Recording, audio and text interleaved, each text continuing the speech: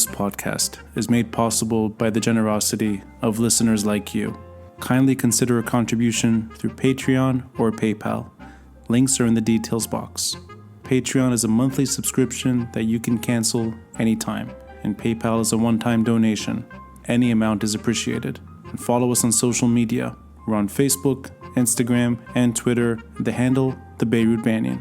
And you can find us on our YouTube channel with the same name, and you can start watching the episodes as they're released. Thank you for listening, and thank you for watching. I'm Rani Shatah, and this is the Beirut Banyan.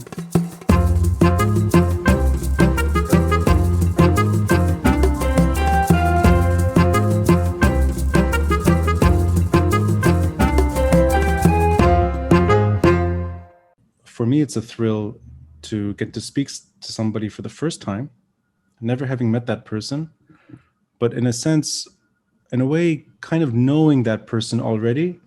And that's mostly thanks to Twitter, social media. You kind of gauge someone's personality, perhaps unfairly sometimes, through how they present themselves online. Right. And for me, it's usually, that's the kind of person I want to talk to. And when you released your recent piece, in a way, commemorating, but also perhaps reluctantly recognizing the anniversary that passed, October 17, a month ago, that was the exact kind of piece that resonated with me. And that's pretty much why I reached out. And you're very generous. You were willing to do this. I know some time has passed since then, but I think it's still all the more important to reflect on what that marker means and perhaps where we are right now. Now, I'm going to start with a very broad question, and you say as much as you'd like. Things seem paralyzed in every way possible. Politics, economics, society itself, in a way, feels paralyzed. And I think a number of reasons are not necessarily domestic Lebanese. I mean, one could argue that COVID has paralyzed the world to a point. But then there are Lebanese components that are very particular, and nothing is moving forward, or nothing is moving what seems to be in the right direction. So, very broad question. Is that, in a way, an unfair assessment of where we are? Does that diminish from any positive accomplishments that have been made in the last year, going back to October 2019?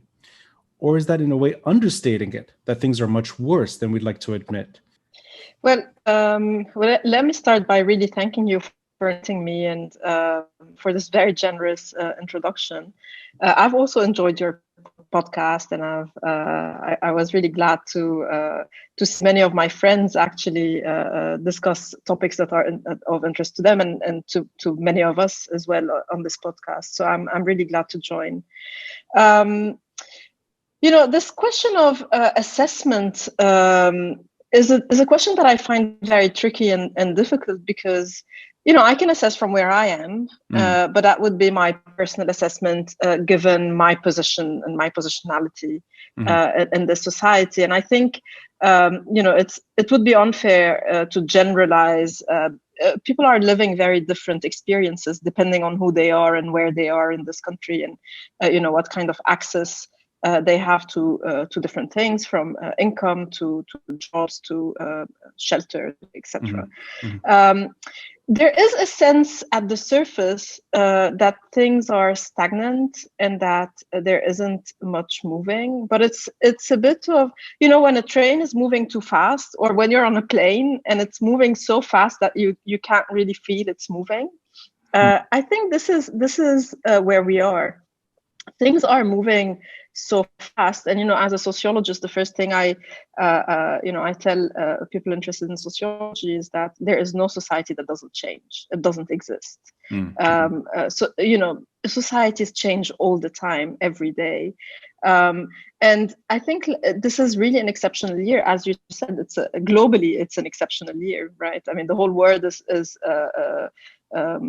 trying to wrap their head around the pandemic. That is really causing, and that will has already caused and continues to cause tremendous transformations in our societies around the globe. But I think Lebanon specifically is probably the most tragic story of of the year with convergence of all these unfortunate events. And also I think it's specifically tragic because it comes in such a very short time after a period of such high hopes. The speed with which the financial crisis deepened is also exceptional. In this context, it's not exceptional to have a crisis, but the magnitude of it. And on top of that, the explosion on August 4th, which was really the last blow. So I mean, with all of this, so if one looks at it from a distance, it's so much happening in such a short period of time. I think the deadlock itself is actually a reflection of how quickly and uncertainly things are moving. If things were not moving, I think it would have been easier to form a government. Right. But because things are pending on so many different pieces of the puzzle that are still unclear, the U.S. elections, the regional transformations that are huge, and this the geopolitics more broadly, but also some internal transformations, and this is why we feel that there's a deadlock, but it's not stagnant. I almost sense that we've been trying to do variations of these types of changes over the years. Not the first time. Lebanon is sort of prone to attempts at change every so often, and the You Stink movement is not that long ago. And the March 2005 protests are not that long ago. And it's 15 years of sort of constant attempts, maybe perhaps at different subjects emerging. But October 17, 2019, everything is discussed for the first time in one argument, in one protest movement. Then a year later, I can't imagine Lebanon improving anytime soon. Would you put the burden, at least in terms of where we are in the current moment, the decline, the pain, sort of the unexpected pain, perhaps, that we didn't see coming a year ago. Do you put the burden here purely on that you can't do this type of radical change when there's so much stacked against you? Not COVID, not necessarily the lira tumbling, which is a dramatic experience, but that the blasts in itself shook everyone to their core. And it would be unfair, perhaps, to expect dramatic change, positive change in the near future. There's just too much happening. And you can't sort of expect the population to keep pushing and pushing and pushing permanently. Yes and no. I think, we are at a point where it's impossible to, change will happen in all cases because it's, we are at, we've really, I mean, I don't know, I don't believe in rock bottom anymore. So I'm not sure I can say we've hit rock bottom, but but the situation, I mean, we're talking about, it's a matter of months if there's no money pumped into the country. It's it's already horrible now and it's going to be even worse. So these are critical junctures in history where things can only from there, so I'm not saying that things can only become better. Things can actually get much worse, and this is why I'm saying maybe we're not yet at rock bottom, but after that to me it's clear that the Ta'if is done. And I think since 2005, actually, since then, these cycles of mobilization are, there's a crisis of governance in Lebanon, but there's also so understanding and beyond this dichotomy of success and failure that I really don't like in terms of just it's not a good paradigm to think about uprisings because we talk about the French Revolution as a great success.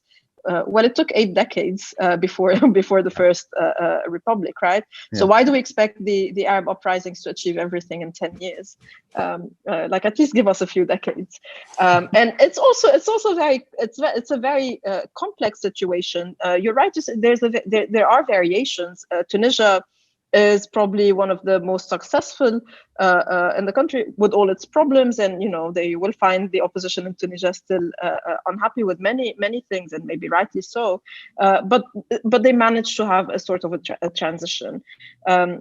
Sudan is another country that also recently, I mean, it's one of the second wave of the uprising. Right. So it's just that just a few months before Lebanon, they also managed to have a sort of transition. Of course, I mean, there's problems with the government, with the military forces, etc. But still, they ousted a dictator, and they have a political transition. In Lebanon, it's more complex because of the system itself. It's not a system that has a clear dictator, and it's a system that is complex in the sense that it's a system that controls people in their everyday I see it as a very dictatorial regime, but it doesn't have that label because of the political economy of sectarianism, and post-war it has really become a mafia state more than anything else. So I think change is bound to happen. In what direction it can be? It can go to even uglier directions, which are war or more violence, and this is not completely unlikely. Or a miracle will happen, and things will change. But one important thing to say here is that.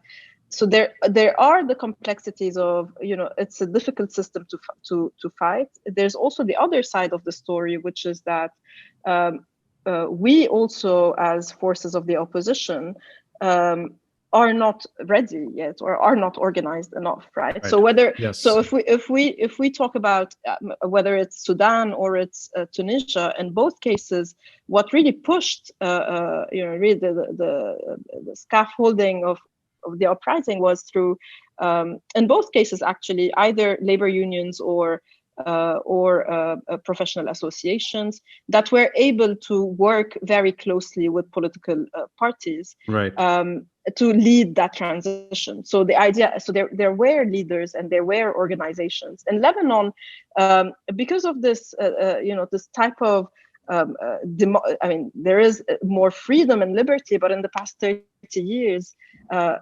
neoliberal approach and the neoliberal system has created a society that is where civil society in Lebanon is equal to NGOs.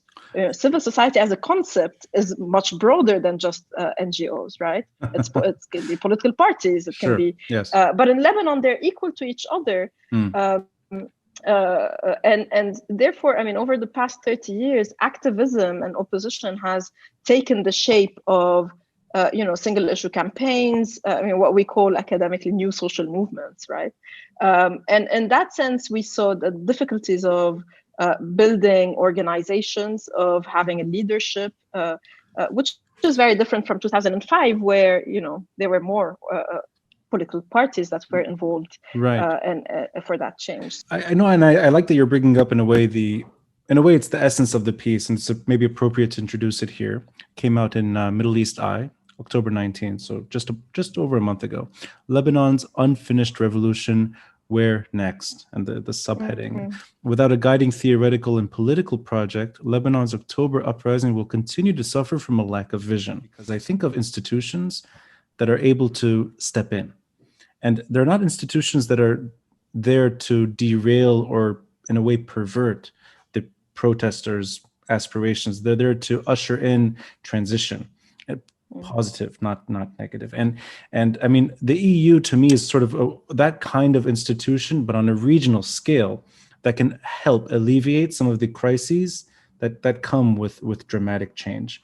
In our part of the world, and Tunisia may be the shining star, but the other countries, and sort of we're alluding to them in a bit, in a way that there are many failed stories as well. Is Lebanon in a way similar to those experiences where the opposition, if you will, or the structure of the opposition is just too fluid? and that fluidity helps deliver protest movements, but it doesn't necessarily deliver political change. Is that a fair way of looking at it? Or is Lebanon really a unique case? That the Lebanese system, which you referred to earlier, is such a complicated machine that you can't really compare it, that there's no proper comparison, at least to our attempts at ushering in something new. No, I don't think Lebanon is exceptional. I think, the Lebanese system is a system that I would diagnose as it's a system of sectarian neoliberalism. This is a system that has two main components, and the opposition needs to fight both at the same time. From my perspective, some of the shortcomings are that some people are too focused on just the sectarian aspect. Right. And in many cases, this is something that is dealt with at the level of activism, and what I think is a bit of a shallow way, because there's this belief that a national discourse will necessarily be anti-sectarian, right? Or waving the Lebanese flag means that we are over sectarianism. But I'd like to argue that actually sectarianism is another form of nationalism. This is maybe one of, and this is probably a longer discussion, but we're always taught, even at schools here, that to fight sectarianism we need to become nationalists. I don't think this is the necessity, and we've seen how this is very people mobilized in 2005, people mobilized in several other episodes, and the latest was in 2019 with the national anthem. But sectarianism is not about this. It's not about love or hatred. It's not, of course, it creates an identity, but it's not only an identity. Sectarianism is a system. As I said at the beginning, it has its political economy, it has its structure, it has. So we need to move beyond just this discursive of I love Lebanon and therefore I'm not sectarian. The next morning, I might become sectarian again. So this will not really change a lot. So unless we really tie this to the other aspect of the structure of the Lebanese system, which is neoliberalism, and how this is a system that flourishes on either rolling back the state or weakening state institutions, or using the state for the benefit of sectarian leaders. So this is where the story gets a bit more complicated, but this does not really make it an exceptional story. In Iraq, people are dealing with a very similar similar system, right? So I think that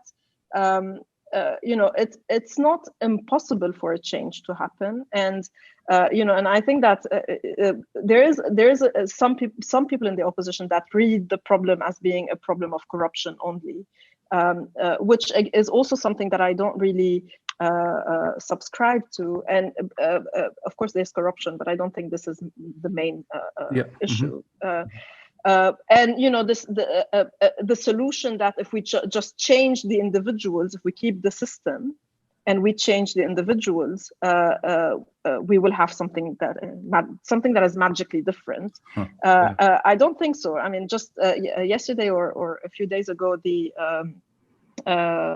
Malhem Khalaf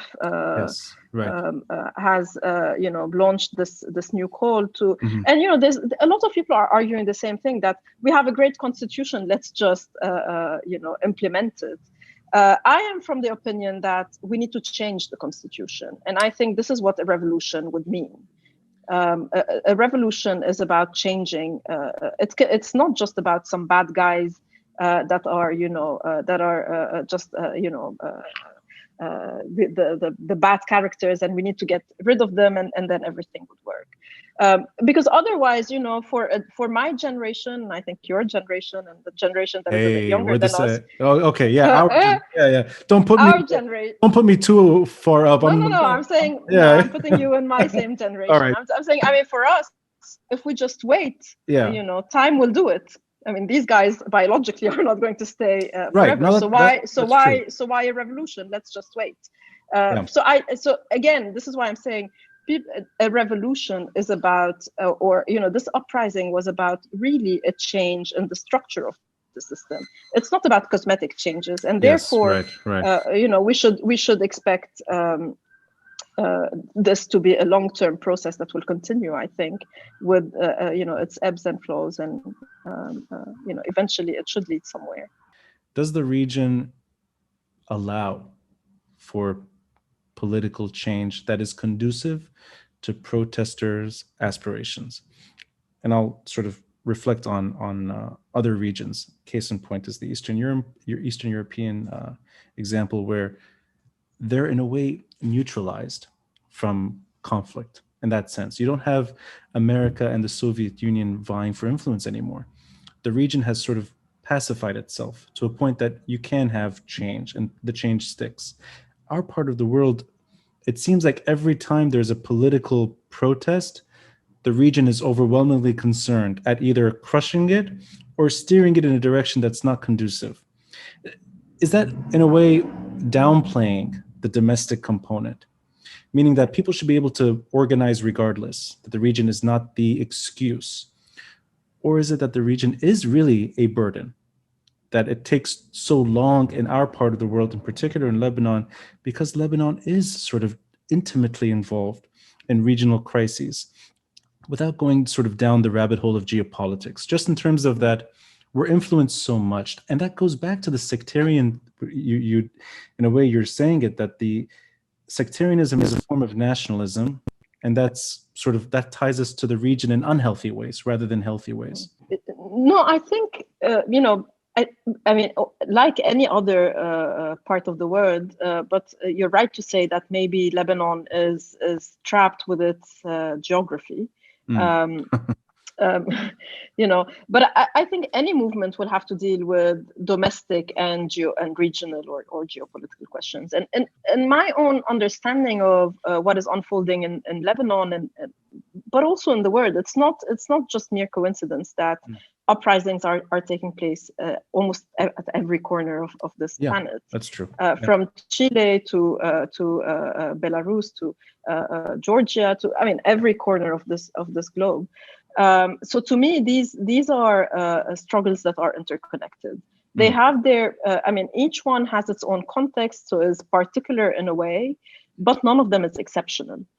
So none of them is something that is completely different, and that is, that has its own formulas and its own chemistry. And I think this is because there is a global system on this planet, right? There's a global system that is creating the huge inequalities, and again, it's also not haphazard that the past 10 years in the Middle East and North Africa have been so turbulent. This is the region of the world that has the highest rate of youth unemployment globally. This is the region of the world that has the highest rates of inequalities. Yes. So these are not details. These are real factors that socially create the types of tensions that can lead to uprisings. Right. And these are uprisings, and as I was trying to argue in this piece, that thinking about uprisings or revolutions in the 21st century, I don't think we should keep on using the definitions of revolutions in the 19th century or the 20th century. We can learn from them. But we see these uprisings taking the shape, in most cases, of like social explosions. It's just, people have gotten to a point where things are just, it just explodes in the streets, and hence the lack of organization, etc. So yeah, there's a difficulty of dealing with domestic and regional power dynamics, and this is of course one of the difficulties of the uprising. It's also difficult to imagine that you can, change the word from Lebanon. And this is why solidarity between those different movements, and when people ask us, what do you need in Lebanon? Yeah, you can send donations, charity, if you want. But I think we need political solidarity. We need those movements to push together for a more just world. For me, it's essentially a matter of injustice, and the Lebanese case is the clearest in the region in the past 10 years, 11 years. where this is an uprising that has started clearly because of an economic crisis. Right. So it's right, not yes. a dictator. It's not, it's clearly because of an economic crisis. So had there been no economic crisis, we wouldn't see a demand for political change. And that's part of the reason why this type of change hasn't happened before, that the economy was limping along just enough to satisfy enough people. But once it crashed, everybody was impacted, and suddenly there's a demand for change. That's rather special in the Lebanese context. That in other words, that is the magic of October 17, that everyone saw eye to eye for a moment.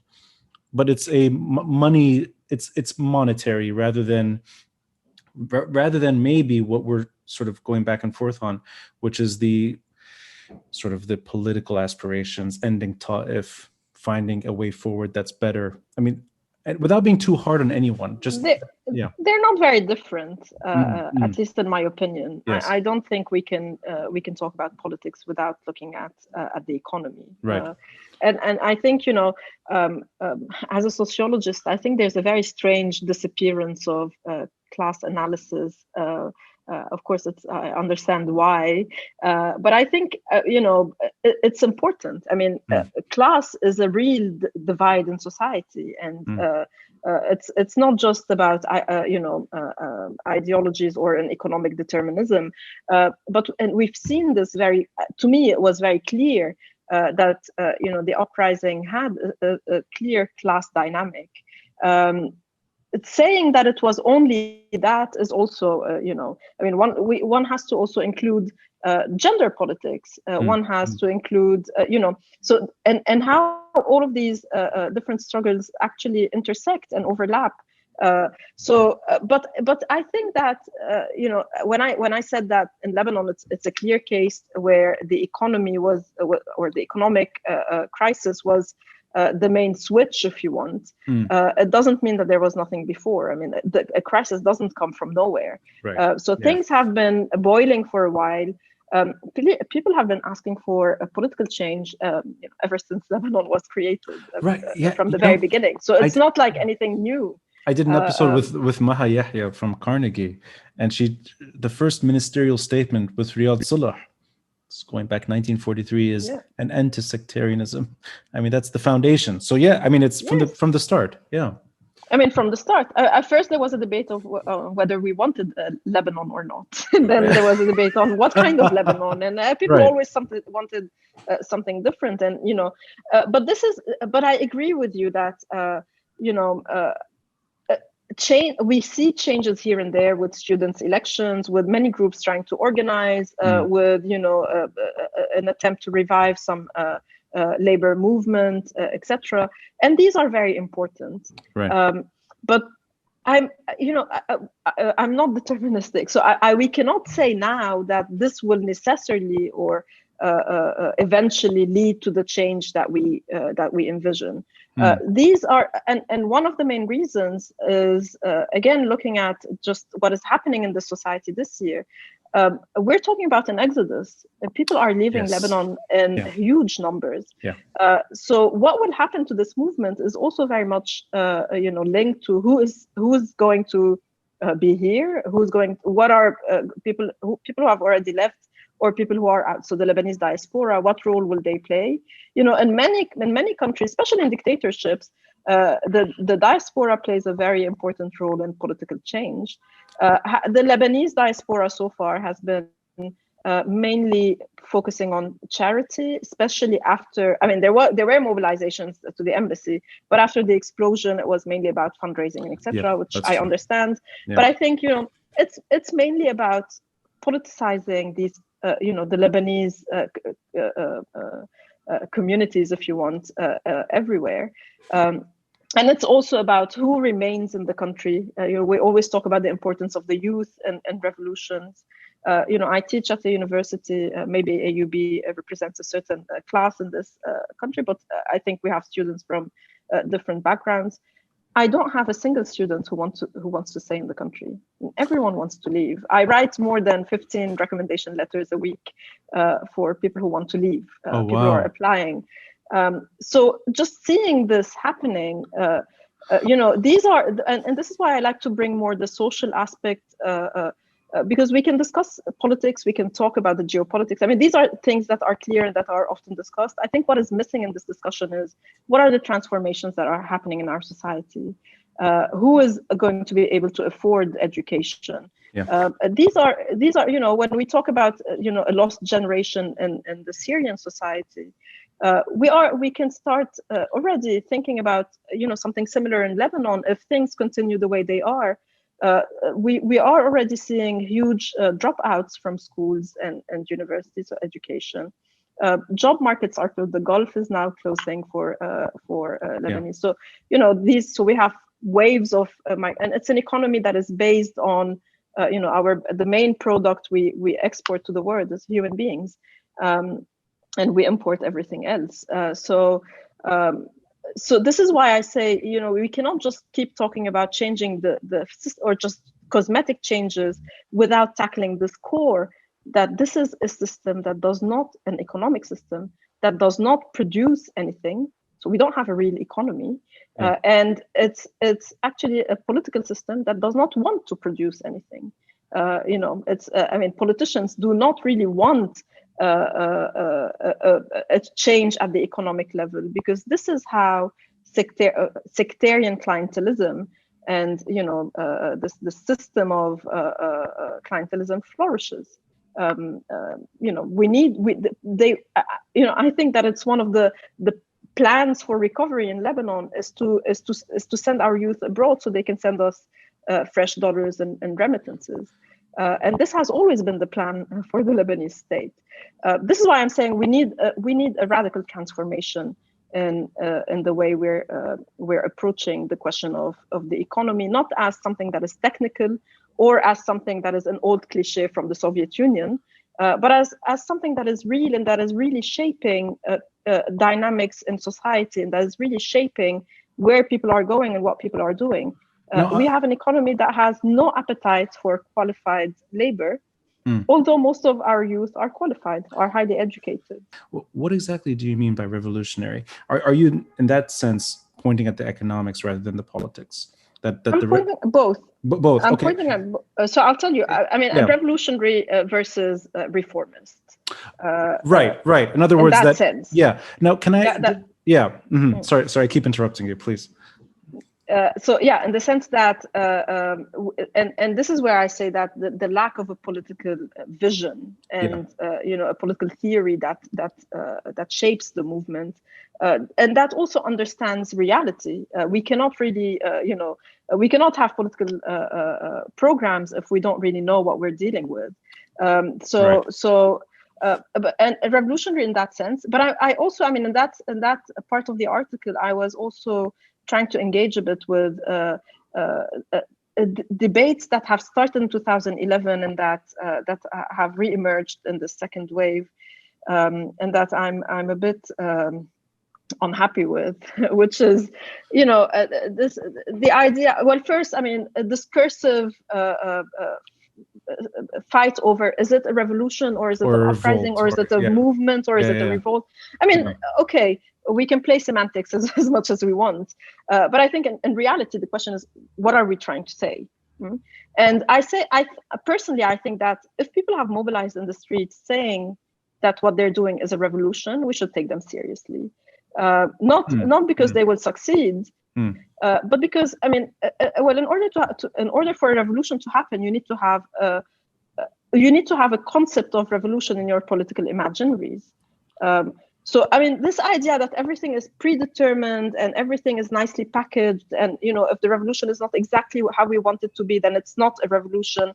I don't really like it, and I think that we need to, and I think it's also a bit elitist.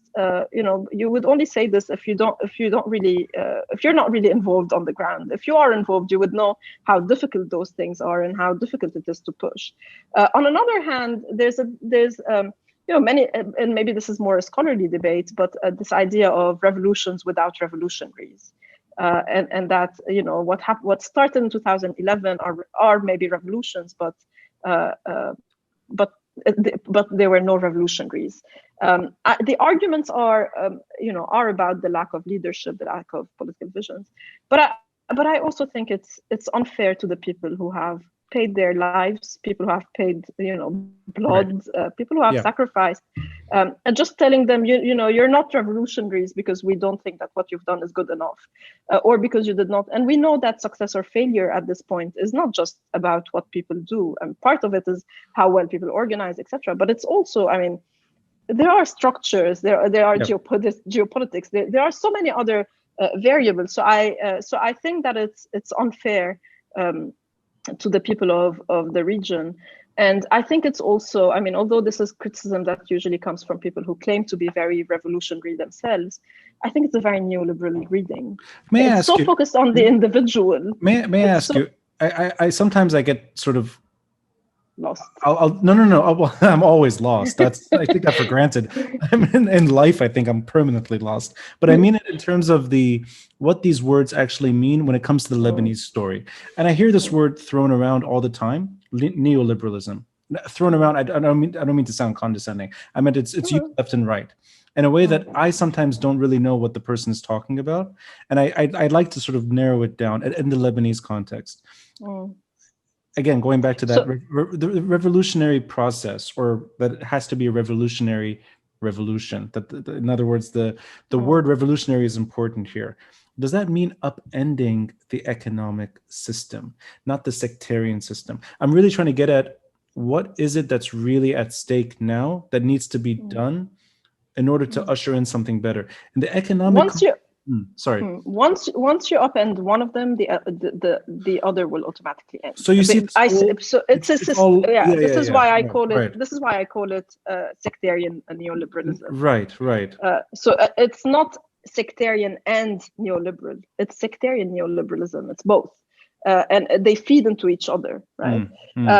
Now, what I mean by that is specifically in the post-war period, it's a system that has taken austerity as its main approach to the economy. Right. It's also it's the lack of state welfare. So in Lebanon, we have what Melanie Kametz called non-state welfare through political parties and sectarian leaders who have their own institutions, their own hospitals, their own schools, etc. But it's also a system. When I said it's also a bit different than when we talk about neoliberalism in other parts of the world, Latin America, or in the sense that the state or the public sector is still a big sector, but it's used. So there's a lot of employment in the public, right? So it's not that you're completely rolling back the state, but it's that the state is used for the interest of the private sector. Right. That is controlled by the sectarian leaders, right? Whereas logically, it should be the other way around. The state has to protect the citizens and the people. And this is why when I say a change of the constitution, it's because our constitution is based on these two pillars. So the constitution is based on the pillar of completely a free market, and a centrality for property is almost more important than human life, and this is by constitution. And on the other hand, you have the pillar of political sectarian representation. So I think as long as we're trapped in this kind of system, it's difficult to imagine a way forward. So it's taking it a step further than the crony capitalism argument. That in other words, it's beyond that. Crony capitalism, you can sort of take that across the board. But in the Lebanese context, since it is a confessional power sharing model, it becomes by default a sectarian neoliberal sort of construct that becomes very difficult to untangle. And I'm assuming that explains why the political change always sort of gets frustrated without economic pain. It's almost like October 17 is really sort of unwebbing a sectarian neoliberal thing and making it sort of for what it is, which is a failed project. Yes, and I think this is the strength of October 17th is that this was a moment where people revolted against both pillars of the system at once. Yeah. So we usually have the anti-sectarian, civil peace, etc. Sure. Yeah. Or you have just the economic. But that was a moment where even if it was just for a futile moment, it became so clear to everyone's eye that this is one system. It's both, and it's together. And you cannot undo one without undoing the other, because they live off each other. They feed each other. And and the fact that people were saying us versus them, the fact that people saw the bankers and the banks as part of the political system, they were the main targets of the uprising. While people were saying that we want to change the regime, they were targeting the central bank, and they were targeting the association of the bankers. So they saw this as part of the regime. And they're very correct. It is part of the regime. The regime, I'm not saying the political or the politicians or just the political class, but it's a regime that is, that has its political and its economic leg. So regime in that sense is all of the above. It's everything that has defined the economics of Lebanon and the politics of Lebanon. The regime and the military. And the military. So it has a third. Yes. It has a third leg. Right. The security component to that. Yeah. Right. Because security is an important component in clientelism. When we talk about sectarianism and clientelism in Lebanon, we talk about just the economic aspect of it. That they buy votes, or they pay people, or they give them jobs, or one very strong component of clientelism is that they either provide security, or they actually play it against you. So we know that many people in different neighborhoods, for example, and this is from research that I've done, who participated in the protests, they were then threatened in their neighborhoods that they will throw them in jail for anything that for false allegations. Right. And this is one of the tools, and this is because the judiciary system is co-opted. This is one of the tools that this regime uses. So you see, sometimes they mobilize in terms of repression and the counter-revolutionary forces, if you want. They sometimes mobilize the army. At other points, they mobilize the security forces, and at other points, they just mobilize the militias. So in a way, it's part of that. Right. The regime is all of the above, and that I think. But I don't want to speak on your behalf here, but I'm assuming that simply includes everybody invested in keeping the status quo, whether it's Hezbollah on one side or any political party that opposes Hezbollah on the other side, or even the army in the middle, and every sort of economic interest, that it's everything trying to preserve the way Lebanon has malfunctioned. Am I getting that right? Yeah. Yeah. And this applies to every other country, not just Lebanon. This is what we see in every other, revolutions. Usually, it's when the army defects or turns that there's a breakthrough. Yes. So this is a typical. There's nothing exceptional here, with the exception of maybe the militia. But we've also seen like the Baltagiya in Egypt and the Janjaweed in Sudan. But again, these are examples. So Sudan is an example that, this was even in Darfur, if I'm not mistaken, right? The Janjaweed, yes, right. Yeah. But even in post-war countries where, there's a very complex political and economic makeup, they succeeded somehow. And so I'm not saying that today it's great. But they succeeded in creating a sort of a transition, and this is why I say it's not impossible in Lebanon. We just need to, we need to look at what are the pieces of the puzzle that are missing, and I think organization is key here. Let me take it one step further on the organization, and I've already taken too much of your time. I promise not to take much more.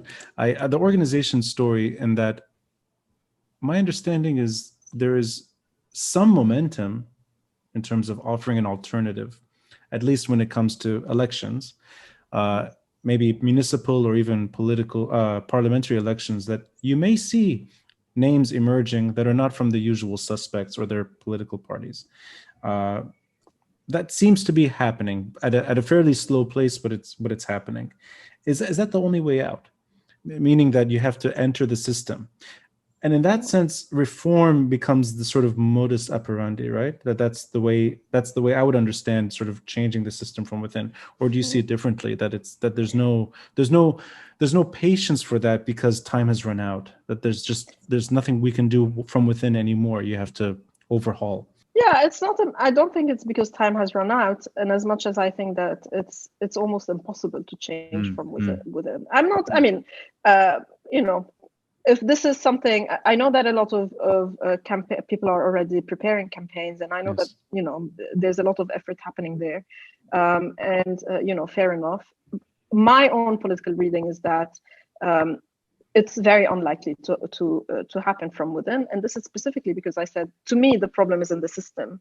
It's not in just changing names, right? So if you are within, but you have no power, and we've seen this repeatedly. I mean, we've seen prime ministers who have no power. We've seen, and we know that power in Lebanon does not lie inside the institutions, right? We know that power is outside, and we know that at every single turning point in Lebanon, it's always a parallel institution that is created specifically for that moment that becomes the main institution, right? So we have a parliament, but we created Tawlat al-Hiwar, the dialogue table. We have, it's always these parallel structures, and it's to make sure that institutions are void of power. There's no power there. Right. So to me, this is a lot of effort that will go into, and that might actually lead to a lot of deception, because there are people who truly believe that if you get in, you might change. My understanding of the Lebanese system is that it doesn't work this way. So we know that things happen behind closed doors elsewhere. But without in the streets. Yeah, but I hope I'm not misunderstanding. I want to just make sure. Is this in a sense a call for storming the gates? In other words, it's time. That there are enough reasons now to sort of usher in something new, and that in a way requires a real unrest that is like other countries. In other words, Lebanon has not done that step, meaning the takeover of the state. Is that where you're going in terms of what revolutionary really means? As if there's an MP that emerges with a name that somebody recognizes from the protest movement, that might not be the way to do it. That person should be forcing their way in and ushering radical change. I wouldn't be unhappy if an MP that is, from the opposition makes it. I'm not trying to say that. And the only, where I differ with you is that is with temporality. Storm the gates, yes. Now, I'm not sure. I don't think now. I think, for something like this to happen, one has to be prepared for it. And I don't think we are politically at that moment yet. So if in the meantime, building up to that,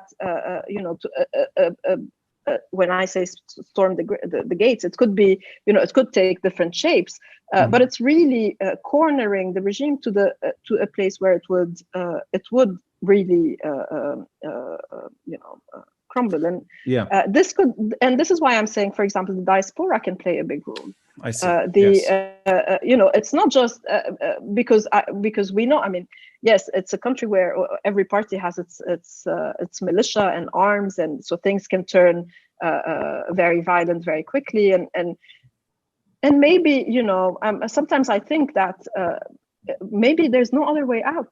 It is a very violent regime, and they're not going to just give us power because they understand that we're unhappy. Right. So this clash has to happen somewhere. And so far, it's they've managed to still contain the explosion. I don't think they can do it for too long. But again, it depends on how things unfold. But yes, I'm definitely from the opinion that it's not going to happen from within the institutions unless we change the institutions themselves. If you don't change the constitution, if you don't change the system, just going in will not change anything. I think in the over 200 conversations I've had on sort of related topics, and often trying to understand why things are not moving in certain directions at certain times. I think this is the first time I've heard somebody sort of saying later. In other words, storming the gates is premature. And I like that. I like that sort of framework, that things are not where they need to be in order to usher in that type of change. So that's almost it goes back to the beginning of your piece, and there is a bit of a comedic undertone in your piece, and I like it. I'm going to quote one passage. I laughed when I read it, and this is you sort of speaking about your own. I'm glad you enjoyed it. Oh, I believe me, I enjoyed it, because I'm going to explain why. It starts with my refusal, meaning your refusal. My refusal to mark 17 October as a, quote, anniversary stems from concerns over commodification, displaced temporalities, and reactionary impulses. Historical events are usually commemorated once they are over, not while they are unfolding. Otherwise, they risk becoming celebrations that resemble Valentine's Day or Mother's Day, marking an abstract ideal and potentially becoming highly commercialized. Now, the reason I found this hilarious is because I'm reading this piece. I have a Valentine's Day mug, Mother's Day sort of stuff, and I'm like, oh my God, is this? It's like, can you even imagine a 17 October mug or a card, happy 17 October? Yeah. So you took me home. In other words, I finally saw what I understood the message, which is we're not there. We're so not there. Maybe 20 years from now, that'll be something you want to have as as memorabilia, but it's just too soon. And I think that's the emotional impulse I felt, which is, yes, it is premature. It's premature in many ways. But just sort of to wrap it up with where you see things moving, at least the near medium term, are you putting in a way the onus, or in more blunt terms, the burden on the youth? Meaning that, as we kind of hinted at earlier, that there's an expiration date. People, the familiar crowd, they're not going to live much longer. And probably their children will not inherit the throne the way their parents sort of ushered in themselves during the Civil War, after the Civil War. That this is not going to be there's no longer family dynasty. In other words, politics is bound to change, but it's the youth, and the youth have to grow up. Is that sort of the time frame where it takes time for this new generation to sort of mature into changing the state, storming the gate, whatever? In other words, that Lebanon just needs more time until we can have those celebrations, and it falls on the youth. No. Okay. No. Yeah. Okay. I don't want it to fall on the youth, and part of why I wanted to write this article, and when I wrote it, it's because I felt very uncomfortable with the very judgmental, and commemorating. It also comes with with joy, but also with a lot of pain, and with the sense of achievement. And again, when I say, I know I use the word a lot, but when I say, we are the products of the systems we live under, right? And therefore we are also products of, or we are the subjects of a capitalist system that has shaped us in a way where we, and especially with the neoliberal era, where we want fast results, we want multiple choice exams, we want, it's like you make it or break it, it's now. And I think we just need to take a break and breathe and accept that life is actually a bit more complicated than that, and that change might take longer. It might not be much longer, and it might take decades. I mean, we don't really know, but at least what happened was that it put us on the track where we realized that we need to do something, right? That something big has started. And that, yes, there is a responsibility on all of us, not just the youth, but everyone, to do what we can do. But also, it's not. I don't want this to be read as as saying that the responsibility falls on the shoulders of individuals, because individuals cannot change history. We need organizations. We need political parties. We need new political ideologies and new theories and new ways of reading and imagining the world. And we also need to dare to dream about, achieving the impossible, Che Guevara says, "Be realistic and ask for the impossible." And I think it's beautiful. If we don't give the space to our imagination to actually imagine an alternative that is very different and that is fair to us as human beings and to our planet, and inclusive to everyone, Lebanese refugees, migrant workers, but also the environment and also animals and everyone that lives in our system. If we don't allow those spaces, and if we don't allow space for those discussions and those political projects to develop, you'll be eating a hamburger from McDonald's. If you give it enough time, you might have a really good dish that is well. So I just feel that I don't want to be the victim of the pressures of time, and I think that it's wiser if we are able to assess where we are and to strategize and to mobilize and to organize according to what we need, and not according to what there's a textbook of revolution tells us that this is what it should be. And this requires a change in how we understand politics. But without that change, there's very little that will change radically. I appreciate that wider perspective on where we are and where things are moving. And I really enjoyed the piece. And I think in a way, it's a privilege for me to even gauge your mind on exactly what you meant, at times word for word. But it helps me understand also other areas that I don't think we all focus on all the time.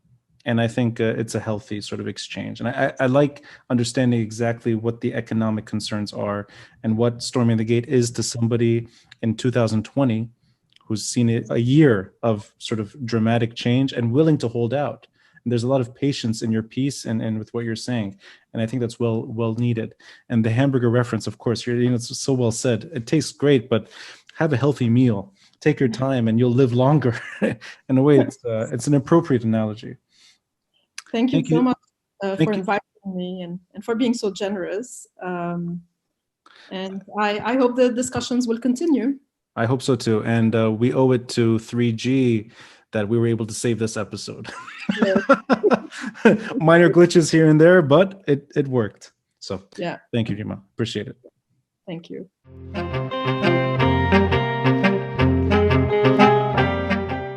Thanks for listening. And a friendly reminder to help support this podcast by contributing through Patreon or PayPal. All links are in the details box below. Until next time, I'm Rani Shatah, and this is the Beirut Banyan.